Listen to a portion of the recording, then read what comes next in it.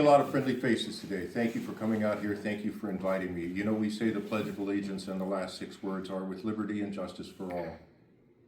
Is that happening now? It's not. Was there justice for Renee Good? Is there justice for Alex Pretty? Are there justice for our minorities, for our immigrants, for our gay community, for women's rights, for voting rights? None of that. But thank you for being a Democrat, because you are all on the right side of history about that. I'm running against Mary Miller. We all know about Mary Miller in Nikki Budzinski's district. She's brought home $150 million. Mary Miller's district, 0, right? Yeah. She hasn't released anything. That is not a partisan issue. It's not Democrat or Republican. She's withheld it from everybody. It's nonpartisan. It's taxation without representation, right? Yes. So I'm going to skip forward, since I have a little bit of a time limit on how we win this election, because I think it's important. First off, we have to find common ground with our neighbors.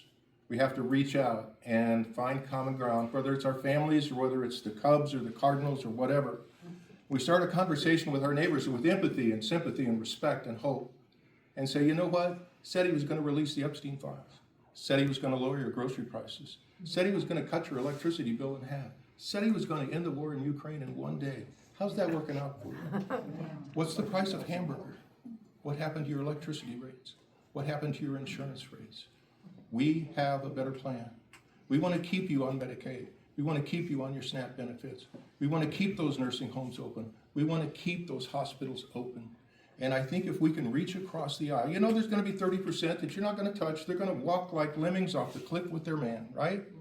240,000 people did not vote in this district last time. And I think there's a lot of them out there that our message can reach. I'll take the message to the bars and the cafes and the meeting places across the district. Here's another way that we can win this election. Build coalition. What am I talking about?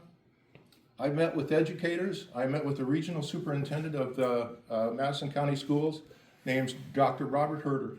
We talked about a plan that he has in his school that would work very, very well out in rural America.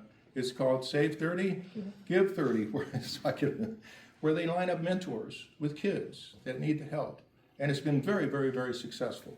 When I'm talking about building coalitions, here's what I've been doing in the last 2 or 3 days. On Friday, I went to AFSME Local 31 and talked to Deidre Darnell about everything.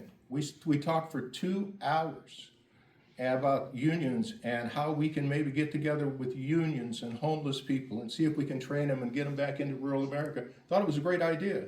And it was funny, she lived in Bloomington. She said, I'd vote for you if I had an opportunity to. That was on Friday. On Friday night, I went to East St. Louis with the laborers, man. You want to talk about a party? East St. Louis with the laborers? Come on. Had a great conversation with them, and we talked about how Mary Miller's record with the union is 0. Nothing. Okay.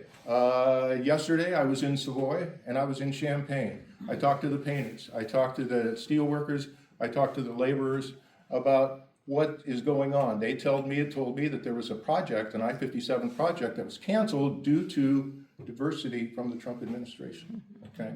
Today, I talked to Carlos Lopez at the IBEW right outside of St. Louis. He's doing great. He's got a waiting list of 400 people to get in the union. That's great. I was at the Chamber of Commerce today in Greenville, Illinois, building coalitions.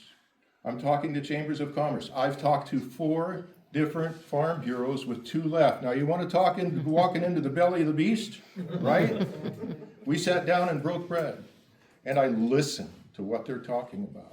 And the thing that I'm getting from farmers is that big ag is keeping them down, right? They've only got a couple of places to take their cattle, a few grain processors, a couple of places to get their seed. But I tried to explain to them that those big major corporations that are keeping them down are giving their representative money.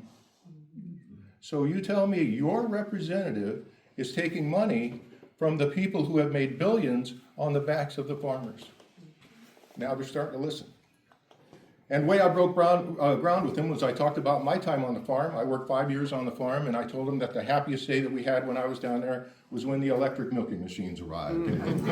I still got carpal tunnel, guys, I really do. I'm talking to people. I'm listening to people all over the district. And I think that's how we win, is building coalitions. working together, everybody, from the farmers to the vets, to the union workers, to the gal that bags your groceries. Thank you for your time. I appreciate it very much. My website is electraraley.com. I'm running a grassroots organization and my grass needs watered, folks. Good luck. Yeah.